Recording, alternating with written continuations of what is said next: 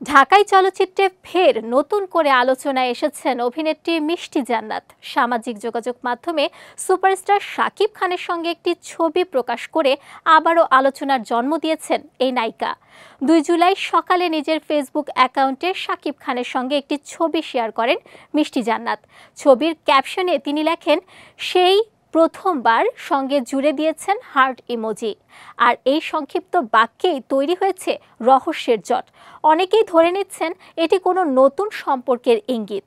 এর আগে ঠিক 1 মাস আগে গত 2 জুন বিমানে শাকিব খানের সঙ্গে তোলা 2টি সেলফি প্রকাশ করেছিলেন মিষ্টি।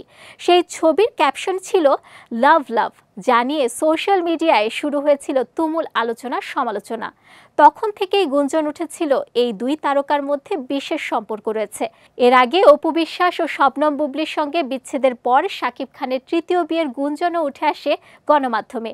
তখন শোনা গিয়েছিল শাকিব নাকি পরিবারের পছন্দে এক ডাক্তার পাত্রীর সঙ্গে সম্পর্কে জড়াতে চলেছেন।